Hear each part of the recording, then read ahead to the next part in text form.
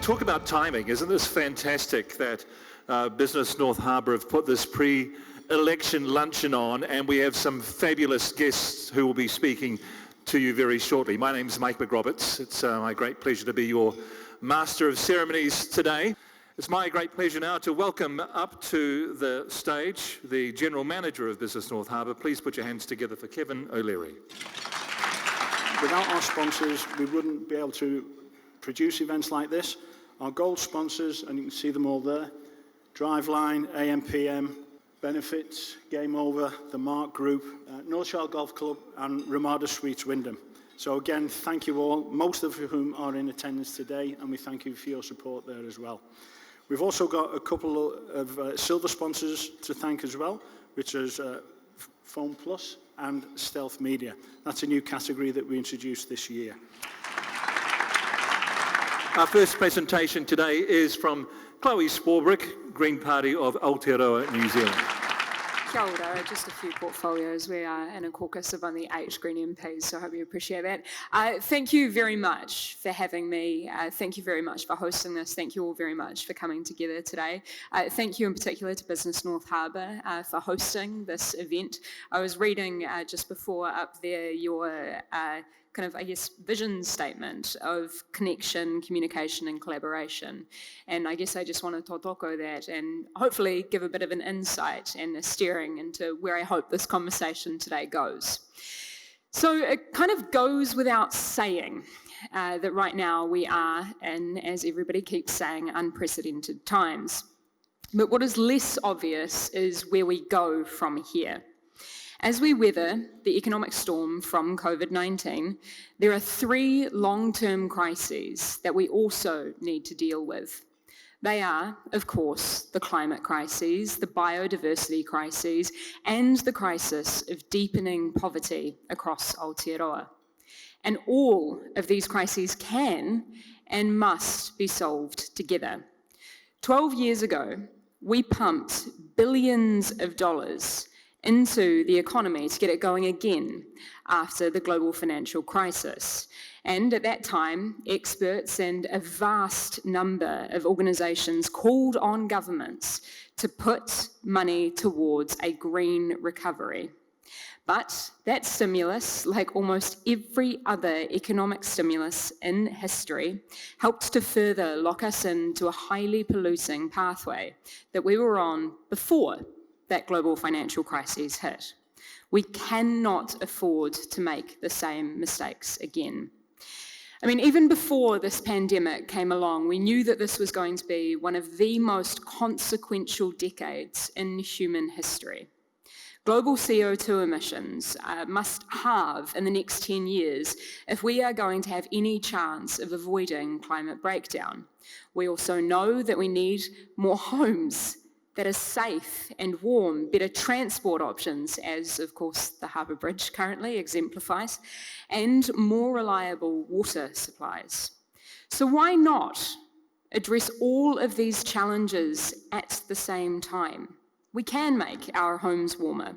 We can build electrical vehicle charging networks, install clean and renewable energy solutions in our local communities, and redesign roads to support more cycling and public transport. We can change the way that we live and we work. And actually, COVID-19 proved that to us. All of the things that we once thought were politically or economically or otherwise impossible, the likes of working from home for sole parents and people with disabilities, housing the homeless, all of these things happened effectively overnight, exposing that they were always a matter of political willpower. All of these things that I've spoken about today will require large-scale deployment and will create jobs, and so will have benefits, not only for the climate, but to boost communities all over the country as well. And over the last 3 years, the Greens in government have put in place one of the world's most ambitious frameworks that will guide investment and innovation in the zero carbon economy of the future. We have passed the Zero Carbon Act unanimously. We've created the Independent Climate Change Commission. We've put a cap on emissions trading scheme finally. We have created change within the RMA so that climate change is now a consenting issue. We've put an end to new sources of fossil fuels and kick-started the hydrogen economy to replace them. We've funded the replacement of coal-fired boilers in our schools and our hospitals. And because of what we have achieved in government over the past 3 years, more people up and down Aotearoa New Zealand can now make ends meet, and our economy is starting to move towards a cleaner and greener way of doing things as we restore our natural heritage. But it is just a start, and we cannot stop until that work is done. We cannot stop until we fully decarbonise our economy. We cannot stop until we eliminate poverty. We cannot stop until nature is thriving. For decades now, economic progress has been accompanied by entrenched poverty, by high emissions and by ecological degradation. We have assumed that investments and values are separable, when in fact I think we all know deep down that they are not. We have shifted subtly but relentlessly towards an economy where the price of everything is understood as the value of everything. As a result, we have ended up undervaluing the very things that make us who we are, like caring for each other and the planet. This is, indeed, an unprecedented moment. What we do with it will determine the quality of life for billions of people, not just for the next few months or years, but for generations to come. And what the Greens say is that we can tackle the climate crisis. Is that the end of my time? Okay, we can do all of this, folks. That's the takeaway. Let's do it together. Kia ora. 30 seconds. Oh, Mike McRoberts told me my time was up, and here we are. Effectively, what I'm saying with all of this is that we can do all of these things together. We don't have to pretend as though we just have to keep getting back on with business as usual and replicate so many of those problems that so many of us knew existed beforehand. In the words of Iona Holstead, who's the Secretary of Education to the Ministry of Education, COVID-19 merely exposed inequality. It didn't create it. And here we have an opportunity to design how we want to move forward. Kia ora. Pretty proud of the fact that this coming election night will be my 18th as a journalist in New Zealand. I first started as a journalist cadet on the election in 1984 in Wellington for RNZ. And as proud as I am of that longevity, our next speaker had already served a term as an MP. Here's, of course, the Right Honourable Winston Peters of New Zealand First. Mike, ladies and gentlemen, thank you for the brief chance to talk with you this afternoon. Now, New Zealand was not doing well before COVID-19, and COVID-19, New Zealanders as voters are feeling enormously uncertain and fear they have about our economic situation. And really they should. New Zealand First understands that. We think people understand just how difficult the economic recovery is going to be. With two major contributors to the economy, international tourism and education moribund, the country faces a massive challenge to earn as much money as it did pre-COVID. And let's not fool ourselves, as necessary as the wage subsidy was, in its absence we're going to see a dramatic lift in unemployment, predicted to rise to over 7% next year, peaking to much higher than that in March 22 in Treasury projections. So more and more New Zealanders are adjusting to living with job insecurity and worse. And so-called feel-good factor of the New Zealand country-wide view, doing better than other countries economically, is wearing very thin indeed. Now, don't get me wrong. We supported the economic approach the Coalition has taken in response to COVID. In fact, New Zealand First framed for the Labour Party the philosophy that drove much of what followed in our immediate economic response. Given the historic uncertainty that the pandemic produced, and with no playbook to guide us, we said that if the Coalition erred, it should err on the side of being closer to the first Labour government's humanitarian response to the Great Depression than the fourth Labour government's blitzkrieg approach. The 1935 approach helped the country survive the Depression, and it set up a long-term access for housing, employment and necessary welfare. It set the course also for policy stability that lasted the next 50 years. In fact, the National Party under Holyoake stole half of the policies and made them their own under the statement, a property-owning democracy. But the latter 1984 and 1990 ideologically driven approach sent people over the cliff with no warning and no support. And 35 years on, we are still seeing the wreckage through intergenerational welfare, the explosion of inequality, and a distorted economy that doesn't give everyone the same chance to succeed or fail on their own terms. So we're proud of our contribution to the initial set of decisions the Coalition took to get New Zealanders through the massive shock of lockdowns and collapsed economic activity. However, we see now that we are not doing as well as we should, and we saw that long away before COVID-19. One piece of economic data that shocked when the preview, that's the pre-election economic and fiscal update came, Mr. Goldsmith knows it so well because he forgot to read it. He just read the budget in May, and that's how he got the $8 billion blowout. Now, can I just say, when we saw the preview, it was shocking because there was a 12.2% fall in GDP when compared to Australia's fall of 7% or Taiwan at just 1.4%. We have got to get real. This challenge is twofold. First, we need to seriously grow our exports and incentivize our exporters to sell more, never more than we have needed them as people to ride on their coattails. So New Zealand's first economic policy is unashamedly pro-growth and pro-business. It would include an ironclad commitment to ensure there are no increases in personal or business taxes. We will offer a tax break for new exports of 20% and an urgent reduction of business taxation to incentivise modernisation, increase productivity and employment. New Zealand First will continue to progress free trade agreements to ensure New Zealand exporters can grow in world markets as the global economy begins to recover. We'll reduce corporate tax and not forget the R&D tax credit program, as well as who it was in Parliament that stopped a negative capital gains tax and stopped the interference with all commercial leases. An accelerated capital depreciation regime, which we think is absolutely necessary to encourage businesses large and small to invest in plant and capital. New Zealand First will bring back the 90-day work trial to all businesses. That policy is necessary because of the economic conditions and challenges we face right here, right now. We have to give employers and job seekers the best chance to grow. We need to make it easier for workers to get out and work. If it be in orchards and vineyards, New Zealand First will adjust the abatement rate so whilst the work is there, New Zealanders can go out and earn.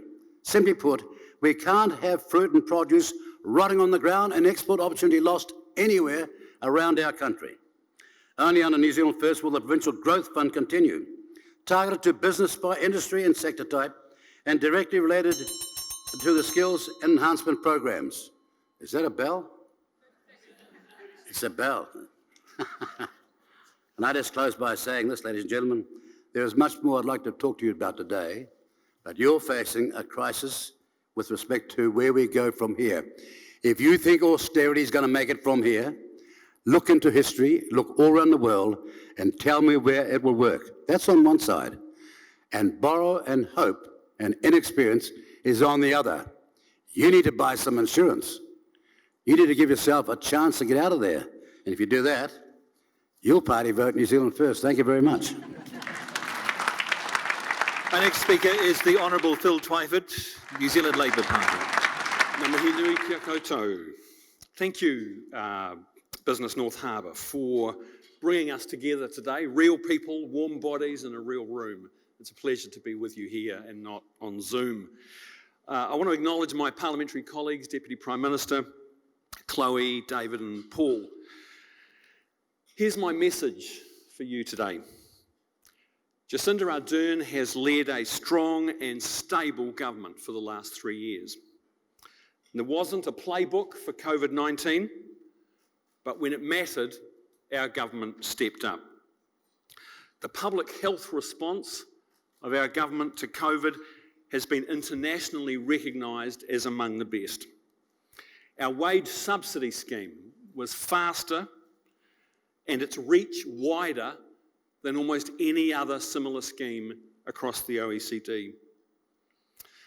And folks, our pitch on the economy in this election is that we bring the same resolve and focus and the same commitment to looking after people to the economic recovery as we brought to keeping the virus at bay.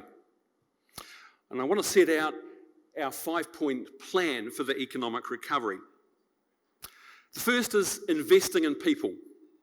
We're putting people at the heart of our plan. And you saw that with the wage subsidy scheme that helped 1.7 million Kiwis. We protected around 3,000 tourism jobs. We supported the incomes of the hardest hit with the 12-week COVID income relief payment. We've made apprenticeships and trade training free in a number of industries, supported workers through the COVID leave scheme, and housed more than 1,000 of our most vulnerable homeless people during the lockdown. The second point in the plan is jobs. Jobs, jobs, jobs. Our long-term response is focused on getting Kiwis back to work. And we've unleashed a massive $42 billion infrastructure program over the next 4 years. Roads, rail, public housing, schools, hospitals, retrofitting existing houses.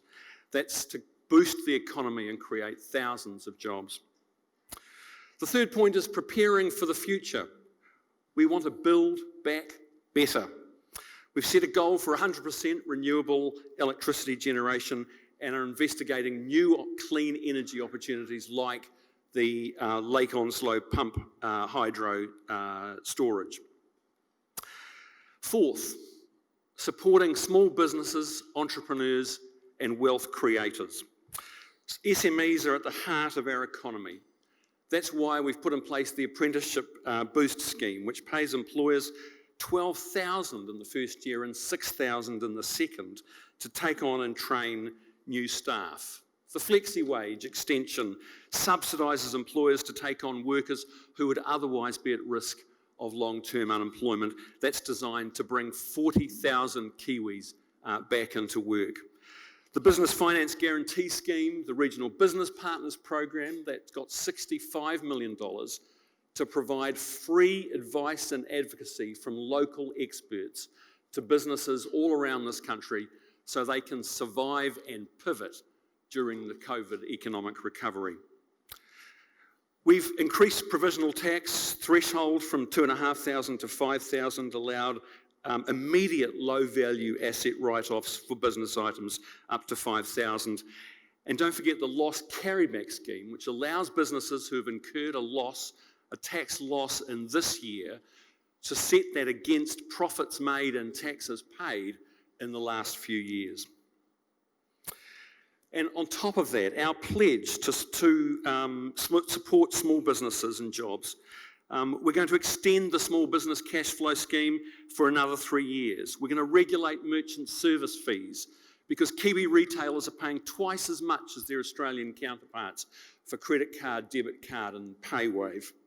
We're going to support small businesses to pivot and digitalise their businesses.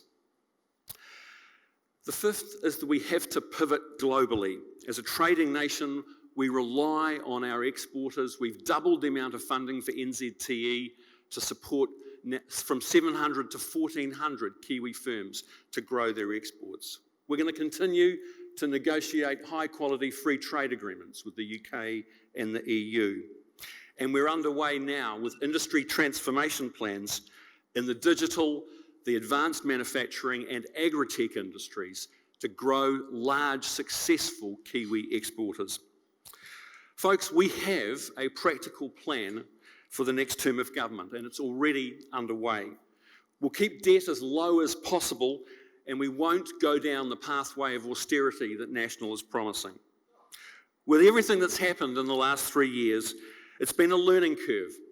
We haven't got everything always right, but when it really mattered, we delivered. And to deal with the global pandemic, this country needs trusted leadership. National, on the other hand, are a risk to people and the economy. Their main idea, tax cuts and a debt track that will cause $80 billion worth of cuts to social services. The country cannot afford that. What we need now is stability and continuity, not a divided and distracted National Party that can't even make its own numbers add up. They've had 3 leaders this year, and every day a new era emerges in Paul's fiscal plan.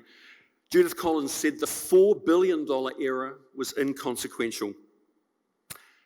Our plan means that we can be even stronger as we come out the other side of COVID-19. It's based on the idea that we can build back better and build a sustainable, productive and inclusive economy. Party vote Labor, let's keep moving.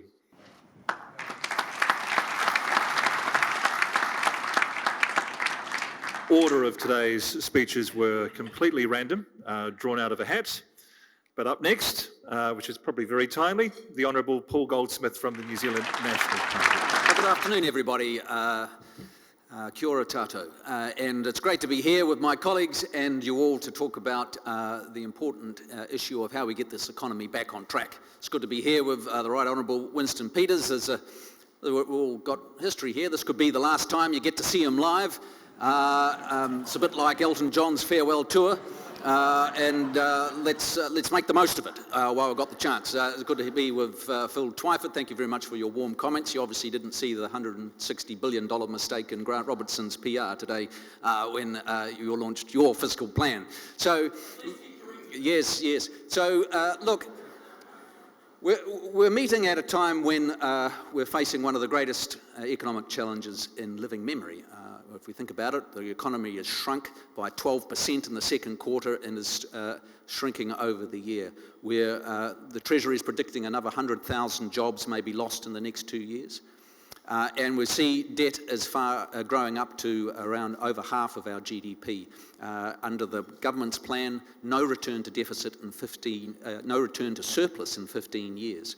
Now, we firmly believe that the New Zealand economy will get back on track. New Zealand's a great place. We produce what the world wants at good prices.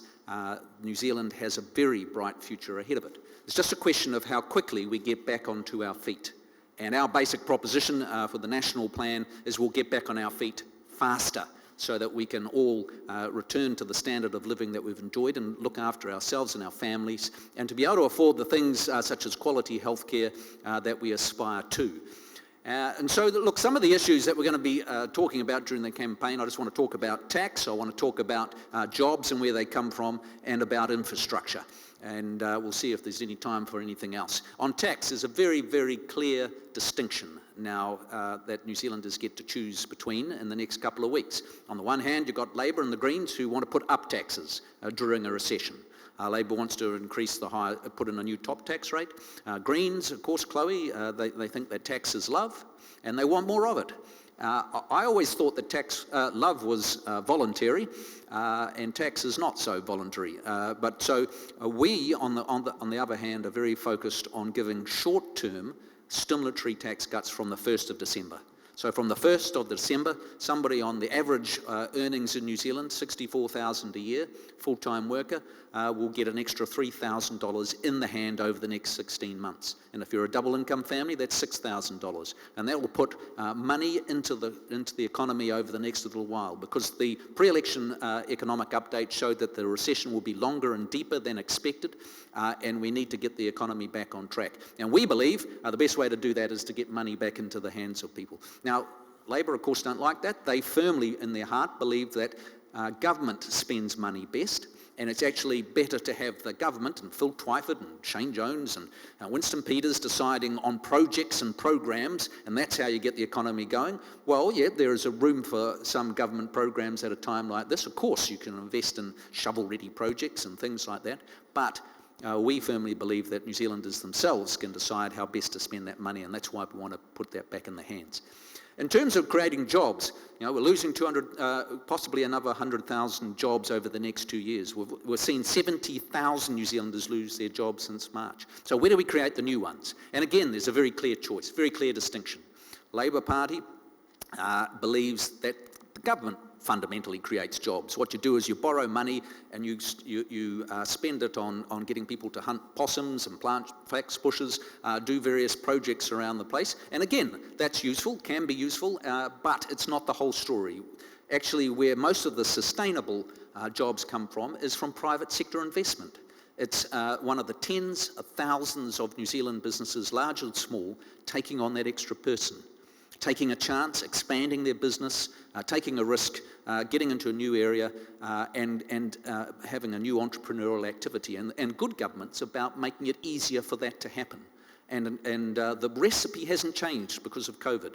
It's about keeping taxes low. It's about pushing back the tide of regulation and regulatory costs. And what has been astounding us during this crisis, the government seems to have carried on as if nothing's changed, that you put up the minimum wage on the 1st of April when governments had no revenue, when businesses had no revenue at all, but you'd still put up the minimum wage. And they want to do it again next year. You double the sick leave, no trouble. Why not?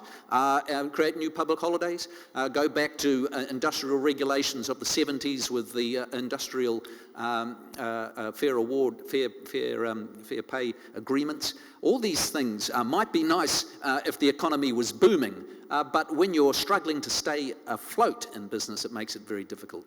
Another core thing that encourages investment is certainty around policy settings. Just think if you're Fletchers right now, for 16, 17 months you haven't been able to know whether you could actually build some houses on your land. The Prime Minister's ill-conceived intervention at Ihu Mātou has stopped more houses being built there than the entire Kiwi Build project has delivered until recently. 480 houses stopped there. And Phil Twyford's great Kiwi Build project of $2 billion hasn't produced very much. Final point on infrastructure. We are the party that's focused on getting stuff done. We're going to get started on the second harbour crossing. It's in part of our plan, in contrast to a Labour Party that is fixated with the slow tram down Dominion Road. And I live on that side of the city, and it goes down the edge of my electorate, and nobody there thinks it's a sensible idea to go on a slow tram down Dominion Road. So I'd be very interested in your questions to Phil about the strange priorities that they have. Of course, Chloe doesn't believe in cars at all, and that's okay. We can talk about that. But we think the purpose of infrastructure investment is to help Kiwis get around. And that's why we're going to, the most ambitious part of our plan is to connect the 2.5 million people living between Whangarei, Hamilton and Tauranga, connect them with proper roads for the first time and unleash the potential of that region. Very much looking forward to the discussion. Thank you very much. Yes, I think we're all looking forward to that panel discussion. But before we get there, our last individual speaker is David Seymour from ACT New Zealand. All right, well, look, thank you very much. I've been seated beside Chloe Swarbrick, who wants you all to know that she drove here using a car from a car-sharing company, so driving is believing, it turns out. Look, a lot of my background is business. I grew up in a business household, electrical contractors, so I spent a lot of time hearing about copper prices and exchange rates, labour disputes and barges falling off diggers somewhere, or diggers falling off barges somewhere in the Pacific. As my grandfather said about payroll, it's a lot of money on Thursday, son. And today, as the MP for Epsom, I spend a lot of time with the equivalents of North Harbour business, the business improvement districts, the Newmarket Business Association, Parnell Business Association, and so on, and hear about the effects of this year. And for some, it's actually been fantastic. If you're into interior decorating, you've got people who can't spend their money overseas, 5 weeks inside, looking, I don't like that anymore, and business is booming. You can't get it out the door fast enough. But there's many I talk to where I can see and hear in the voice of business people that things are not good, as it often happens with small business and large business for that matter.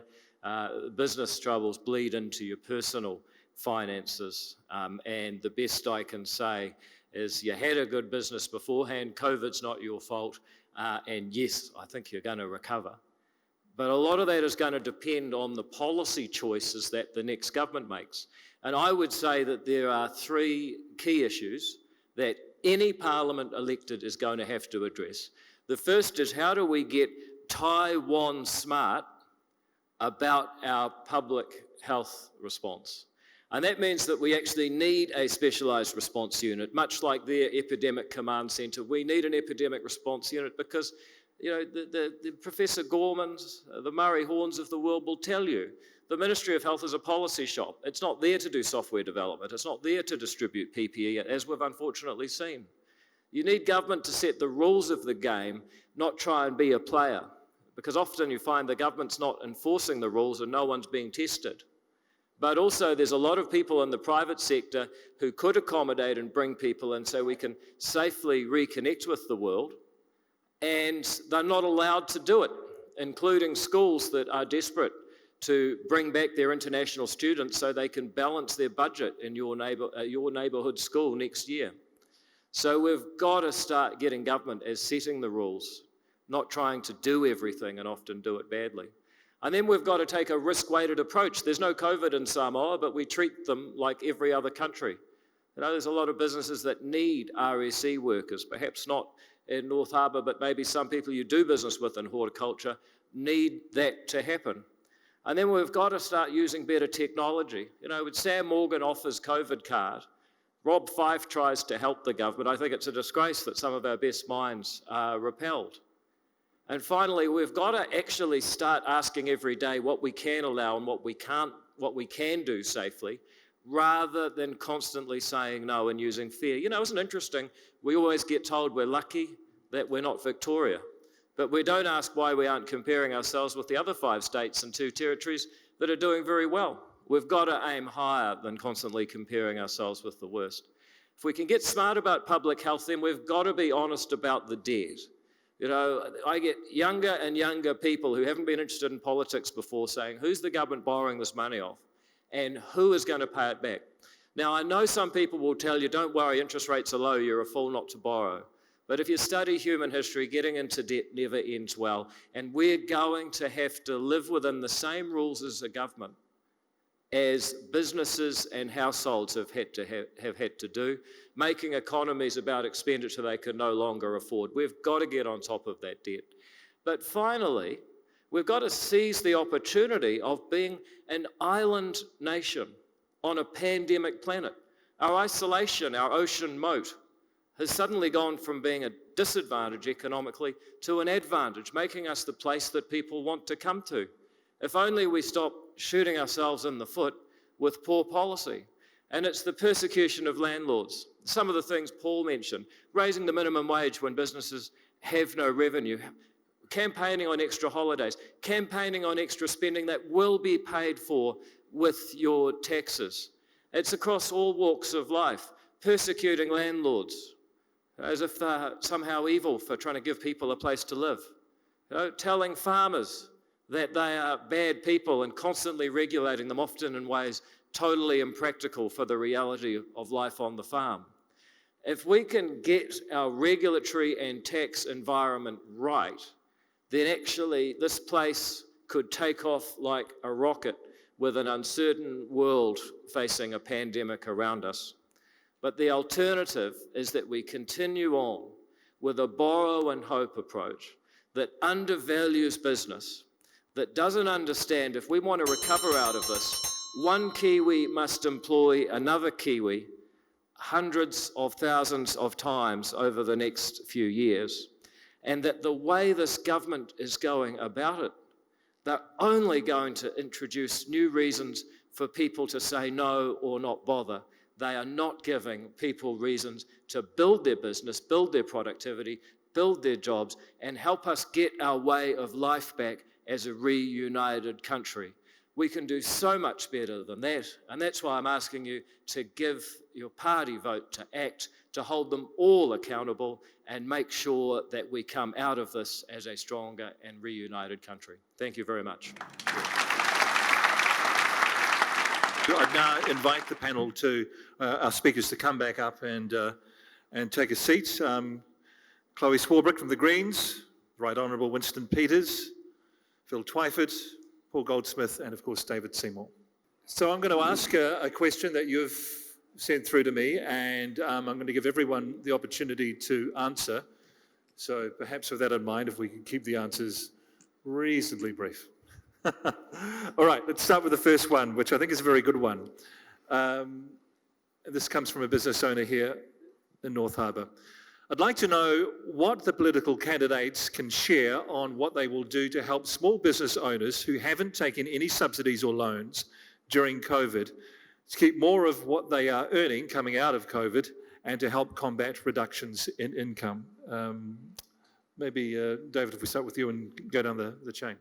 Yeah, sure. So to the person who asked that and everyone interested, our policy is to reduce income taxes permanently. That is between 48,000 and 70,000 currently. That you pay 30%, we bring it down to 17.5. Now that's on income tax, but of course it's going to have an impact on labour costs from a business point of view. Second of all, GST temporarily for the first year that we're part of a government, bringing it from 15% down to 10%. That circulates or recirculates about $6 billion through the economy. Not a single photo op for a politician at AJ Hackett or Buy a Green School or anything else like that. It simply means every time you buy something, there's 5% less tax and you recirculate another $6 billion to get some economic stimulus going. And I think that would actually be a major boost as we seek to recover from this downturn. Thank you, Paul. Thank you. Well, you've heard of our short-term tax relief to put $3,000 extra back into the hands of somebody on average income. The other thing I didn't mention was the very substantial changes to depreciation in the short term as well. So your business would be able to buy a new asset up to $150,000 and write that off immediately and thereby reduce your company tax for that year. And that is designed to encourage businesses to invest and grow and become more productive. I think that will make a great deal. And as I said, we're really focused on trying to not add significant new costs to business at this time so they can get back on their feet, employ people, take people on, and get cracking again. Thanks very much. I'd start by saying that there's been a raft of initiatives rolled out this year already, specifically for small and medium enterprises. But we're going to add to that by regulating the merchant service fees, because retailers, and particularly the smaller retailers, get whacked with very heavy fees by the banks for pay wave and credit card and debit services. We've got $10 million set aside to provide $2,500 vouchers for small and medium enterprises to digitise their businesses, to pivot to the digital. And that means free advice to assist with strategy and building capability. We're going to extend the small business loan scheme, which has been, the take-up's been huge for that. In West Auckland alone, where I am, nearly 7,000 businesses have borrowed $110 million interest-free, and I would guess it would be probably even more here on the North Shore. So those are some of the things that we've got in mind for small businesses. Thank you. Mr. Twyford forgot to mention that the small business loan scheme was our idea, on which we had some seriously heated discussions. Make no bones about it. We wanted it to be $100,000 over 5 years at 3% interest rate, payable beginning at the end of the second year. If paid back in the first year, free. It had a massive take-up. I won't tell you what the other alternative was, but its take-up was less than 2%. Now, here's the real point. If anybody's promising here personal income tax cuts, they do not understand the shape of the world economy or our economy or how far we've slid in the last 35 years against, for example, the OECD and Australia. We're down the bottom, not by accident, and we were there well before COVID-19. But COVID-19 is a chance for us to get a reset, to go in with our eyes wide open. All those tax concessions to small business are going to have to be for exports, for productivity, for efficiency, and if it's R&D, a new market discovery, or it's updating their IT. The last thing New Zealand First wants, though, is to have that controlled by some bureaucratic government agency that can't even run the university tuck shop. So I'll guarantee you that. Thank you. So we have done a substantial amount in the past term, the likes of R&D tax credits and also what Phil has spoken to with regard to the COVID-19 response.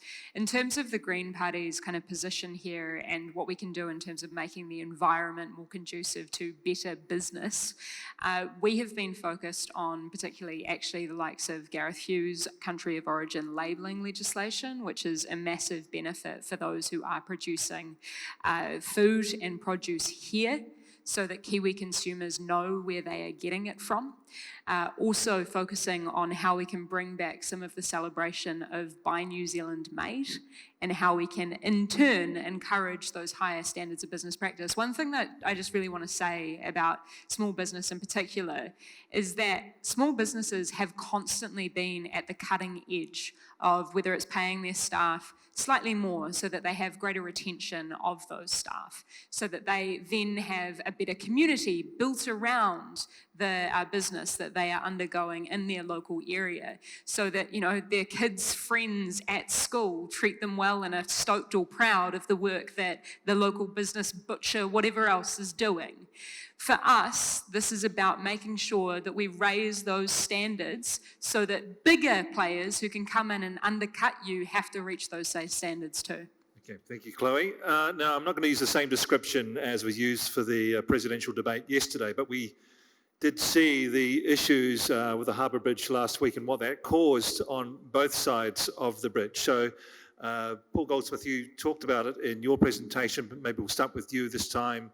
What can we do in terms of the further issues with the Harbour Bridge and the possibility of a second crossing? Well, part of our ambitious transport plan was getting cracking on the second harbour crossing, wanting to be ready to start by 2028, if not before. And we're also going to be investing more in the ferry system around there, which is an important part for the shore as well. So we've got to get cracking on this stuff.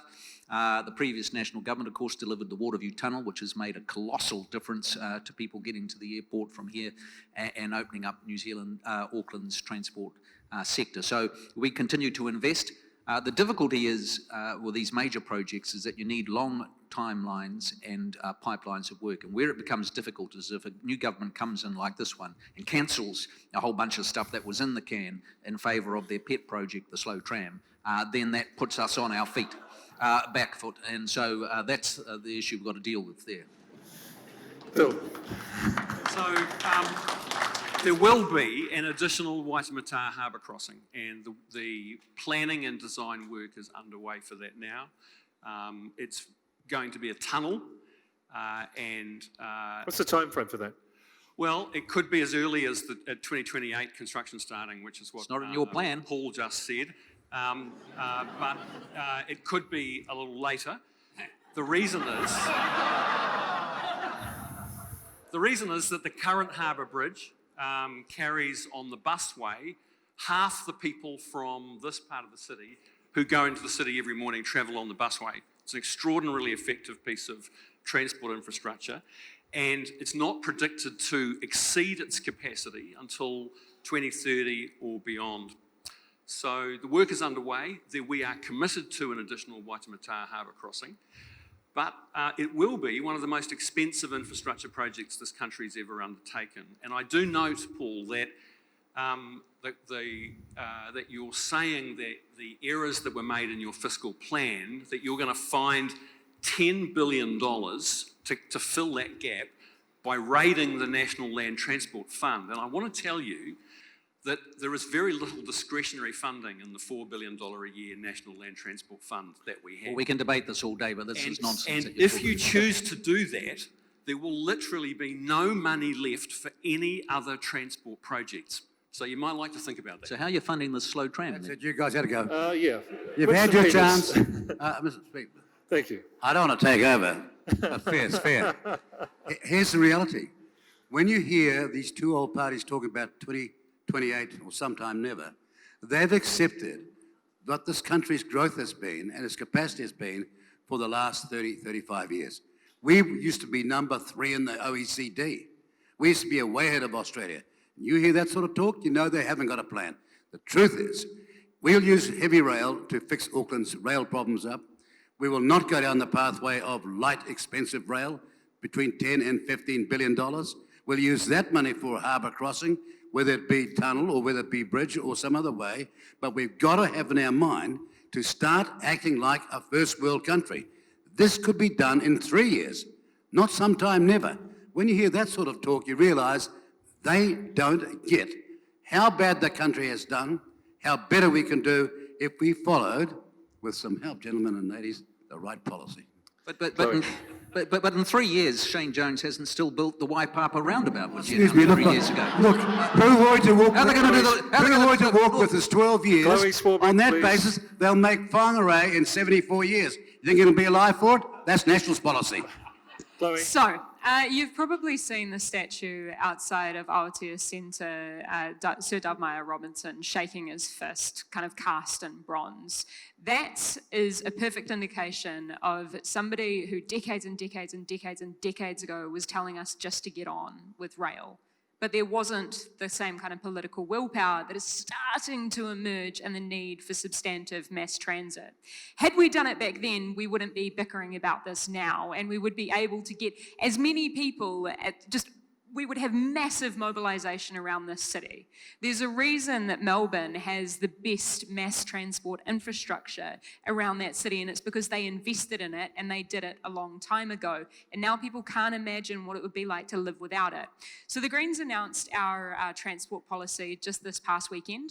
Yes, there is also a commitment to a second harbour crossing, but I just want to make something really clear in response actually to one of the many digs that Paul made in his opening statement, which was to talk about how the Greens hate cars or something. And I think it's really important to note that our proposition here has always been that as many people as we can get on mass transit, the more that clears up the roads for people who need them. Especially for the likes of what I use to get here today, which is a car sharing network. Importantly, as part of our Greens transport proposal, there's the opportunity for people to step on and off different modes of transport with just one piece of technology, one card, which simplifies massively the bureaucracy and administration behind the scenes and therefore cost as well. Thank you, Chloe. David Seymour. Yeah, so we now know the Greens love tax and are ambivalent about cars, which I think is progress.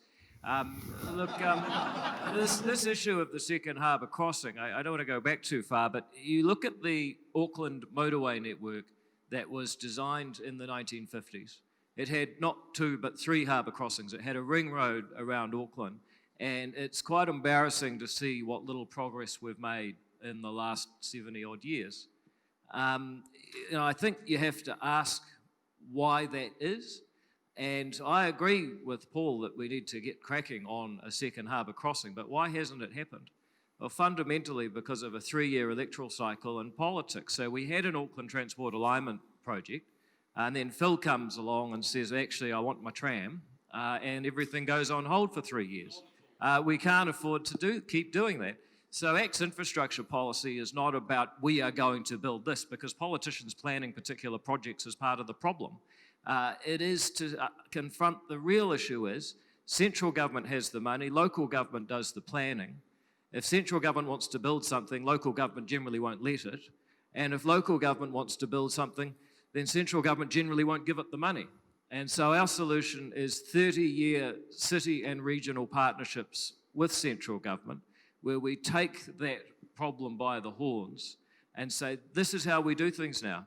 Central government has a commitment to each region to do certain things. And woe betide anyone politically who messes with that.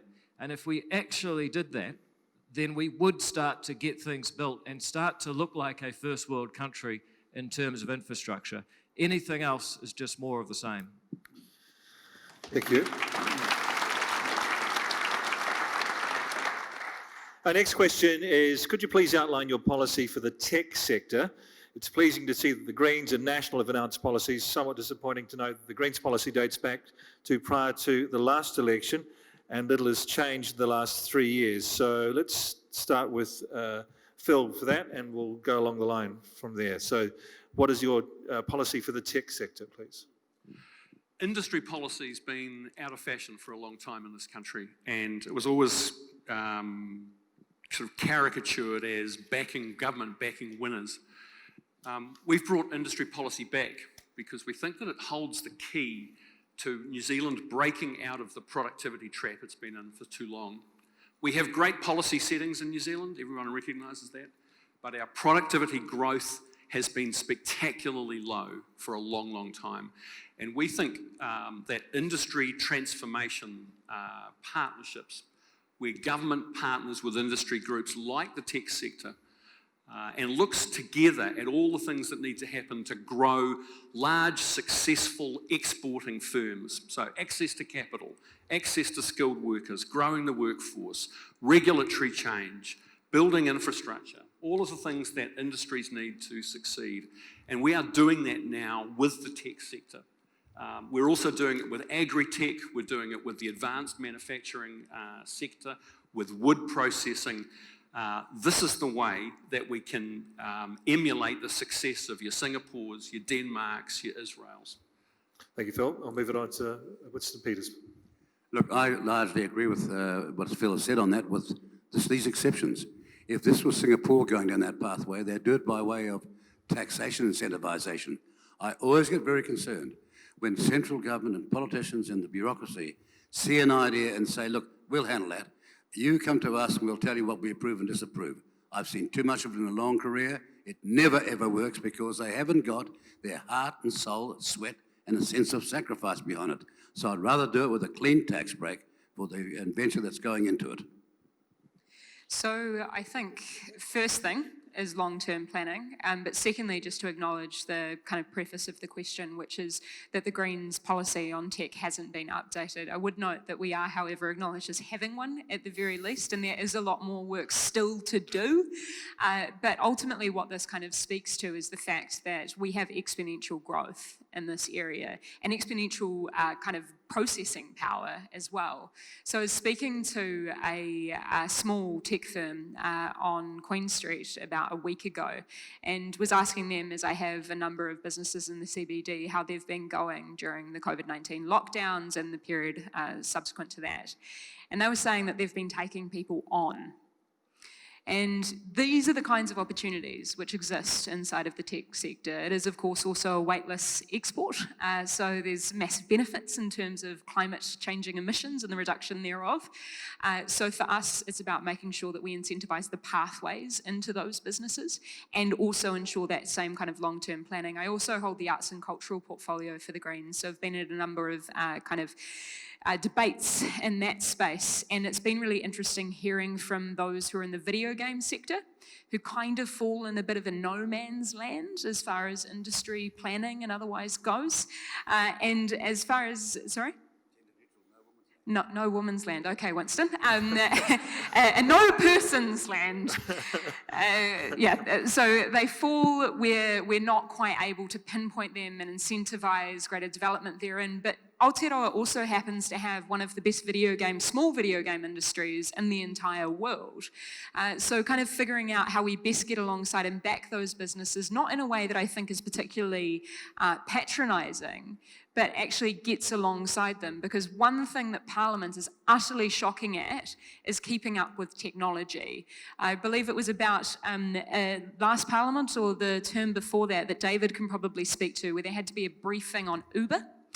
And I was in the Education Workforce Select Committee when I had to try and explain to my parliamentary colleagues what Lime was. Parliament is probably not best placed to do this, and in the same way that we have a 10-year plan in partnership with the screen sector industry, we can do the same with tech. Thank you, Chloe. David Seymour. Yes, it was a bit of a highlight as far as select committees and generation gaps went, but anyway, a lot of us are using Uber now and it's much better. Look, as far as technology, first of all, ACT's never supported the idea that we just hand out money to people that sound like they have a good plan and then they make a success and the politician gets the photo op. Because just about every week I get someone comes to me and says, I got this fantastic idea. I just no one will give me any capital. I need a few dollars from the government. Can you help me out?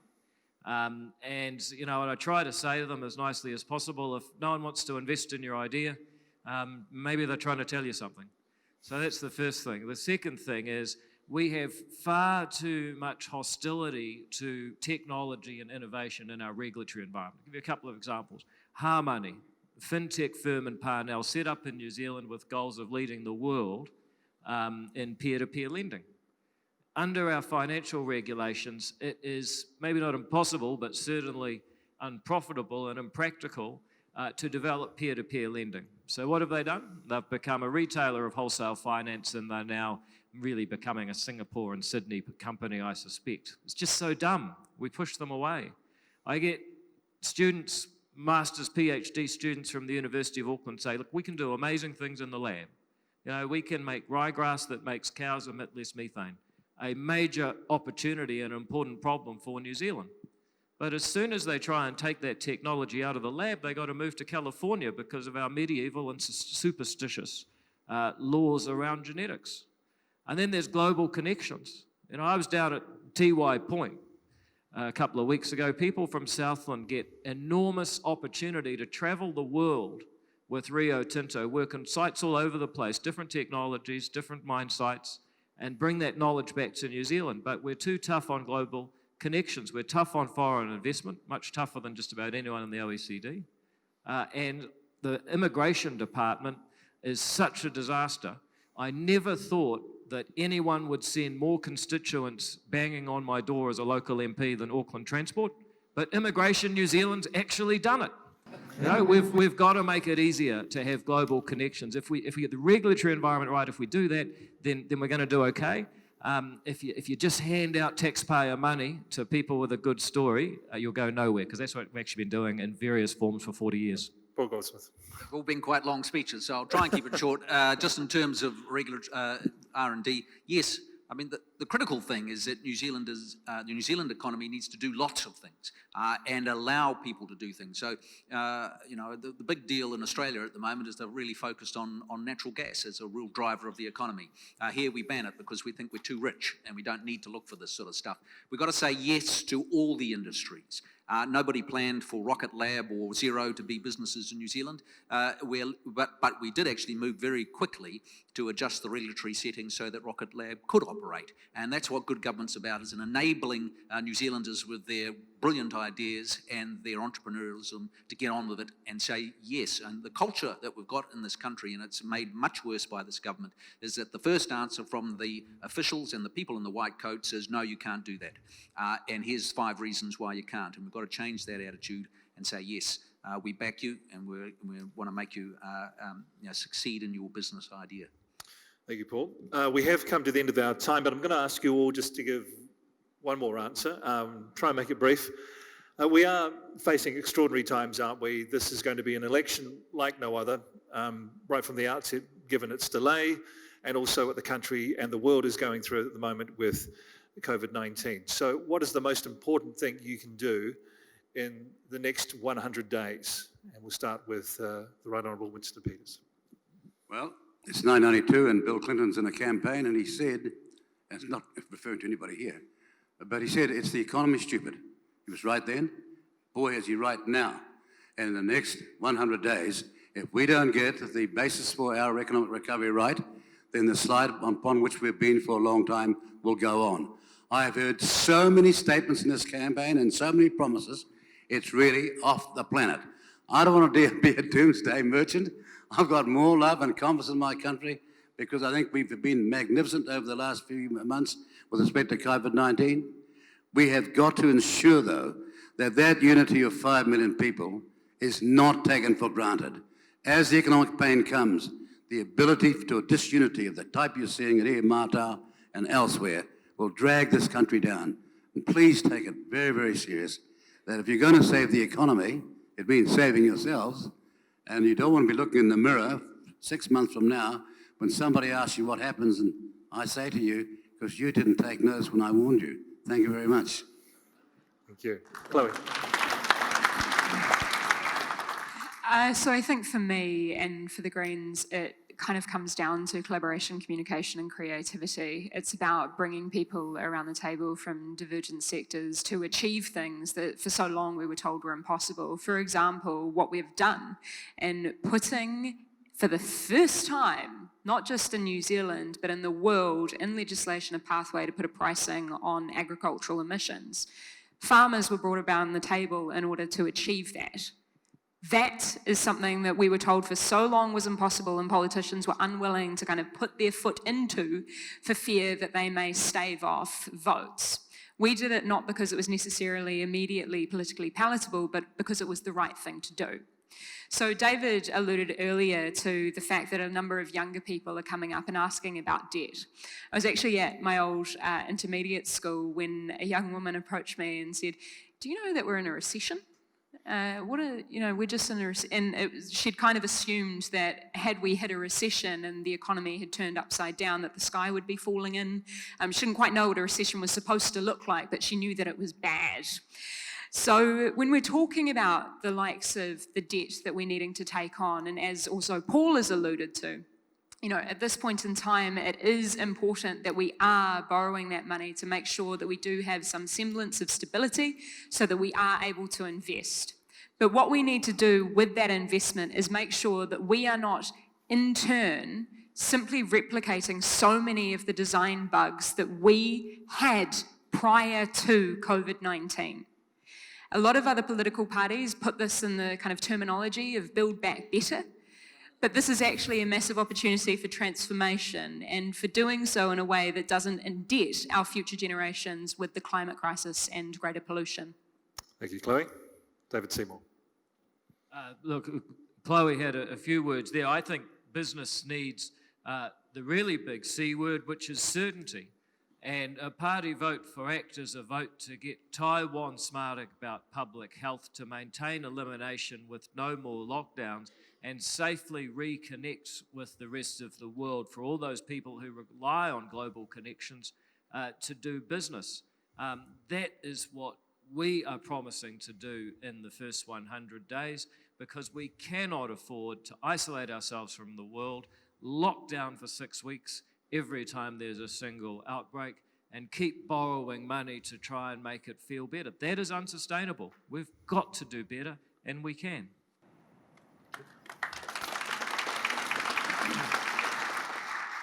Look, the line that we've got from Winston Peters today is basically, we selected a Labor Greens government, and our primary achievement has been to stop it doing stupid stuff, like the capital gains tax and so forth. And so my suggestion to you this time is to get a government that will be very focused on the core of the economic story that we need, and really back New Zealand businesses to create jobs. And so the first thing we can do in the 100 days is on the 1st of December, get a substantial temporary tax cut into the hands of New Zealanders to give some real momentum to the economy, and then a real focus on making it easier for firms to take on that additional employee. And that will be our absolute commitment if we get the chance. Thank you, Paul.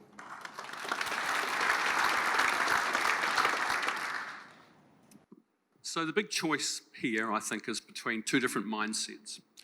One is a mindset demonstrated by the National Party, which urged us to open the borders at a time when COVID-19 was raging around the planet.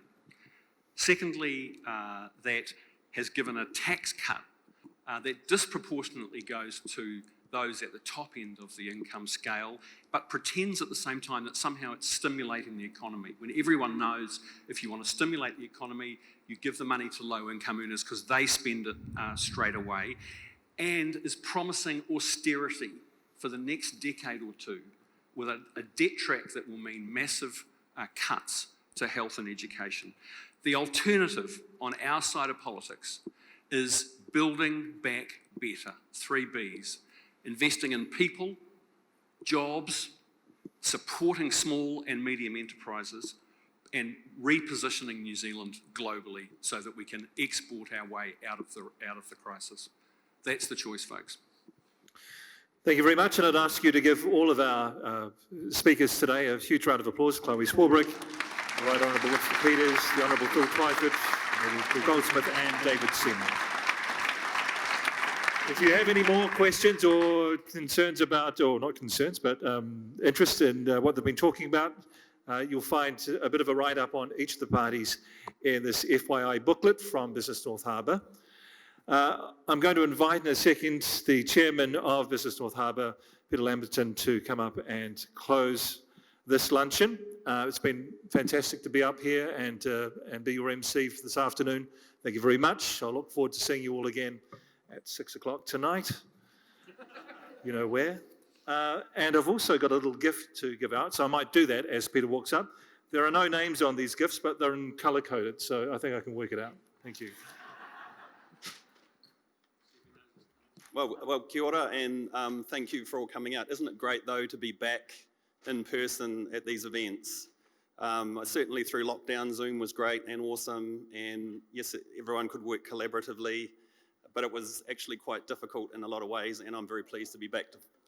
In terms of the panel, I think, thank you for all for coming. I think there was a rare moment of unity where there is a harbour bridge going to be built. I don't think anyone was in disagreement in that, so it looks like it's going to be sometimes between my death and the next 3 years, so I look forward to that. Thank you. Yeah, thank you.